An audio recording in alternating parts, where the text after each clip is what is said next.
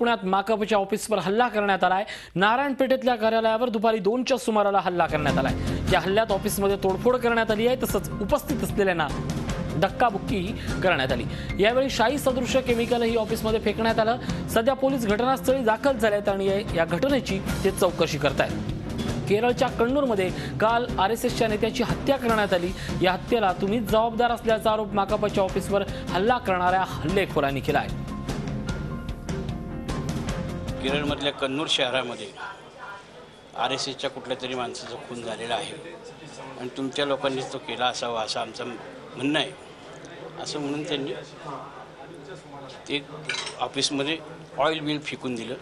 तर बरोबर त्यांनी आणखी कॅन आणलं होतं छोटं, ते सर्व ऑफिसवर त्यांनी पसरवलं, ते शिरकावा मारला त्याचा।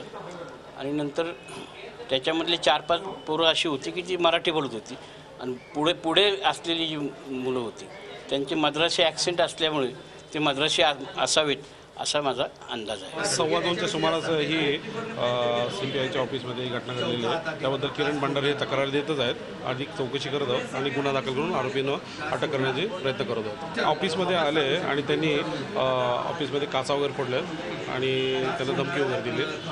एकूणच नारायणपेठेतल्या कार्यालयावर झालेल्या या हल्ल्यानंतर आम्ही माकप नेते नरसय्य आडाम यांची प्रतिक्रिया जाणून घेतली। त्यांनी थेट आरएसएसच्या कार्यकर्त्यांना यासाठी जबाबदार धरले। हल्ला भारतीय जनता पक्षाच्या आरएसएस प्रवृत्तीच्या लोकांनी हल्ला चढवलेला आहे। कारण नेहमी आमचे पुण्यातले जे कार्यकर्ते असतील, पुढारी असतील आणि कॉम्रेड अजित बेनकर हे धर्मनिरपेक्षतेच्या बाजूनं कामगार वर्गाची भक्कम बाजू ते सतत मांडत असतात। केवळ पुण्यामध्ये नव्हे, संपूर्ण महाराष्ट्रभर मांडत असतात आणि ते विचार दाबण्याचा प्रयत्न चालू झालेला आहे। तुम्हाला कल्पना आहे, पंतप्रधान नरेंद्र मोदी आल्यानंतर अशा पद्धतीच्या घटना देशात जास्त घडू लागलेल्या आहेत आणि सगळ्यात मोठं या ठिकाणी मार्क्सवादी कम्युनिस्ट पक्षाला अशा पद्धतीनं हल्ल्यामध्ये सहभागी करून घेण्याचा, त्यांच्यावर टूक करायचा प्रयत्न चालू आहे। परंतु आमचे लोक निर्भीडपणे याचं उत्तर देतील। मी पोलिसांना अपील करतो, राज्याच्या गृहमंत्र्यांना मी अपील करतो, ताबडतोबांना हल्लेखोरांना उडकून काढा। एक विचार दाबण्याचा प्रयत्न चालू आहे। ही फॅसिस्ट प्रवृत्ती आहे, गोबेल्स नीतीचा हा प्रकार आहे, याचा मी तीव्र निषेध करतो। अन्यथा संपूर्ण महाराष्ट्रातील जनता या विरोधात लढ्याच्या मैदानात उतरल्याशिवाय राहणार। दरम्यान पुण्यातल्या हल्ल्यात आरएसएसचा हात असल्याचा थेट आरोप भाकप नेते भालचंद्र कांगू यांनी केलाय, तर डाव्या नेत्यांच्या आरोपात तथ्य नसल्याचा दावा पुण्यातले भाजप आमदार गिरीश बापट यांनी केलाय। मला असं वाटतं की लोकशाही पद्धतीत कोणी हल्ला करणं बरोबर नाही आहे। आपण त्याचं समर्थन कधीच करत नाही, वैचारिक लढाई आहे। पण एक याच्यात लक्षात घेतलं पाहिजे की ज्या नक्षलवाद्यांनी ह्या देशात हिंसाचार केला, अनेक पोलिसांचे बळी घेतले, ज्यांना हिंसाचाराचीच भाषा कळते, अशा नक्षलवाद्यांचा बंदोबस्त देखील सरकारने केला पाहिजे आणि त्यांना तुरुंगात ठेवलं पाहिजे। जनतेने कायदा हातात घेऊ नये, पण कायद्याचे संरक्षक असणाऱ्या साम्यवादी विचारसरणीला आम्ही जन्मापासून विरोध करतो, मरेपर्यंत विरोधच करणार आहोत। तो काही मुद्दा नाही, पण ही वैचारिक लढाई आहे।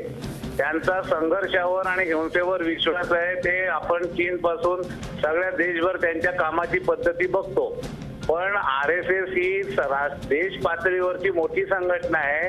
हे चुटपुट कार्यालयावर कोणी हल्ला केला काय त्याचा पोलिसांनी शोध घ्यावा, पण आम्हाला कोणी काही शिकवायला जाऊ नये। कारण स्वतः हिंसाचाराचा पुरस्कार करणाऱ्यांनी राष्ट्रीय स्वयंसेवक संघावर आरोप करणे। बरोबर 4 वर्षापूर्वी माझ्या माहितीप्रमाणे याच कार्यालयावरती भाजप युवा मोर्चाने हल्ला केला होता। यावेळेस पण तो हल्ला झाला आहे। त्याच्यामध्ये हल्लेखोर म्हणत होते की केरळमधल्या घटनांचा बदला घेण्यासाठी आम्ही हल्ला केलेला आहे आणि केरळमध्ये सध्या आपल्याला माहिती आहे की संघ आणि मार्क्सवादी कम्युनिस्ट पक्षाच्या कार्यकर्त्यांमध्ये दादापटी चालू आहे। त्यामुळे संशयाचं जे बोट आहे ते निश्चितपणे संघ आणि संघ समर्थकांकडे जातं, यात माझ्या मनात शंका नाही। आता राहिला संघाचा आणि हिंसाचा प्रश्न, तर ज्यांनी आपल्याशिवाय दुसऱ्या लोकांना देशद्रोही समजतात आणि ज्यांच्यावरती वल्लभभाई पटेल अण्णांनी महात्मा गांधींच्या हत्येनंतर बंदी घातली होती, ती बंदी काय उगीच घातली नव्हती, एका विचारसरणी त्या जो हिंसेशी संबंध आहे त्यामुळे घातली होती. तेव्हा त्यांनी आम्हाला कम्युनिस्टांना हिंसा वगैरे काही शिकू नये. महाराष्ट्र सरकारला इशारा आहे की केंद्रामध्ये सरकार आल्यानंतर हे सगळे लोक अग्रेसिव्ह होऊन आपली विचारसरणी लागण्याचा प्रयत्न. नरेंद्र मोदींनी लोकशाही मार्गाने या देशामध्ये एक क्रांती घडवली आहे, जी या साम्यवाद्यांना त्यांच्या आयुष्यात घडवता आली नाही आणि मिळालेली राज्य देखील गमावली आहेत. त्यामुळे ज्यांच्या तत्वज्ञानावर ह्या देशातल्या लोकांचा विश्वास नाही त्यांनी कृपया हे बोलू नये.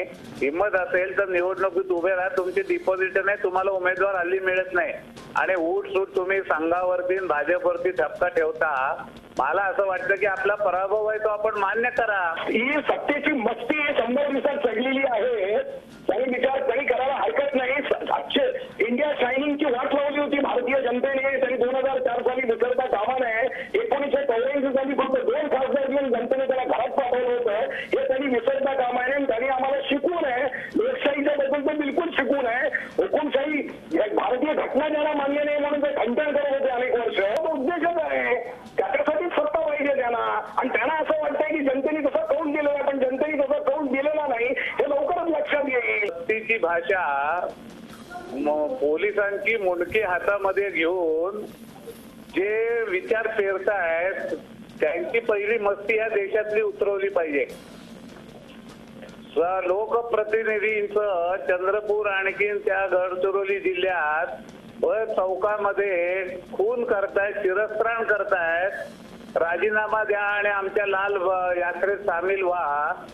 त्यांनी मस्तीची भाषा करावी म्हणजे विनोदच आहे. त्याच्या शून्य लोकांनी निवडून दिलंय, कसं दिलंय असं मला आश्चर्य वाटतं. कारण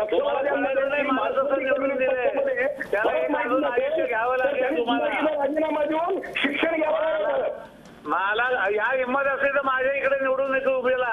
निवडून 4 लोकांनी निवडून दिले वेळ म्हणून. पण नक्षलवादी आणि मार्क्सवादी कम्युनिस्ट पक्ष आणि भारतीय कम्युनिस्ट पक्ष वेगळा आहे. बाबा हे पुण्यातले आमदार आहे, गुन्हेगारांना आणि गुंडांना पकडून शासन करावं अशी मागणी पहिल्यांदा त्यांनी सभ्यपणे करावी. पोलिसांची मुंडकी उडवणाऱ्यांना पहिलं या देशात शासन करा. केरळमध्ये संघाच्या प्रचारकांचे खून पाडणाऱ्यांना पहिलं फाशीवर काढा. कळलं ना? आपण पाहतोय नारायण पेठेत पुण्यातला हा प्रकार घडलेला आहे. माकपच्या कार्यालयावर काही अज्ञात हल्लेखोरांनी हल्ला चढवला आहे. जरी माकपचे नेते या संदर्भात RSSला किंवा विचारधारेची लढाई असते असं म्हणून थेट टीका करत असते, तरी या सगळ्या जी घटना घडली आहे त्यावर तुमची प्रतिक्रिया काय? नाही, आज 100 दिवस पूर्ण झाले आहेत मोदी सरकारला आणि ज्या तऱ्हेनं या मोदी सरकारचं जर खऱ्या अर्थानं कार्यभाराचं विश्लेषण करायचं झालं तर त्या ठिकाणी जातीयवादी शक्तींना त्यांनी जो त्यांच्या येण्यानं, मोदी सरकारच्या येण्यानं जो ऊत आलेला आहे, जो माज आलेला आहे तो याच्यातनं दिसून येतो. आणि ज्या तऱ्हेनं देशामध्ये 600 दंगली त्या ठिकाणी घडतायत, एकंदरच ज्या तऱ्हेनं वक्तव्य दिली जात आहेत, ते आदित्यनाथ असतील किंवा ते विश्व हिंदू परिषदेचे कोणी असतील किंवा RSS असतील, आणि त्याचबरोबर या ठिकाणी ज्या तऱ्हेनं किरीट सोमय्यांनी पोलिसांना मारहाण करणं असेल, ह्या सगळ्या ज्या काही घटना आहेत त्या एका साथेमध्ये मोजण्यासारख्या आहेत. आणि याच्यामधनं ही जी मानसिकता आहे, या देशामध्ये आमचं राज्य आलेलं आहे, आम्ही काहीही करू शकतो, इथे लोकशाही वगैरे जुमानत आम्ही नाही, या ठिकाणी विचारांचा लढाई आम्ही विचाराने लढणार नाही आहोत, तर आमचा जो विचारांना विरोध करेल त्याला त्याचं शासन हा आम्ही त्या ठिकाणी दाखवून देऊ, हे आमचं राज्य आहे, ही जी भूमिका आहे याचा तीव्र शब्दांमध्ये आम्ही निषेध करतो. आणि हीच मानसिकता ही देशाला दूरगामी लोकशाहीला त्याची घातक ठरणार आहे, हे असं आम्हाला निश्चित त्याची भीती वाटते. आणि हे भीतीदायक चित्र जे इतर देशांमध्ये देखील आता दिसून येत आहे, आपल्याला पाकिस्तानमध्ये दिसतंय, अशाच तऱ्हेचा अराजकताचं वातावरण या पुढच्या काळात होऊ नये अशीच आमची अपेक्षा राहील. आणि त्याकरता या आपल्या या लोकशाहीवादी विचारधारेच्या सगळ्या शक्तींनी या सगळ्याचा कुठेतरी आता विचारांनाच लढाई होणं अपेक्षित आहे. मात्र नक्की धन्यवाद सचिनजी आपल्याशी बोलल्याबद्दल. झी 24 तास रहा एक पाऊल पुढे.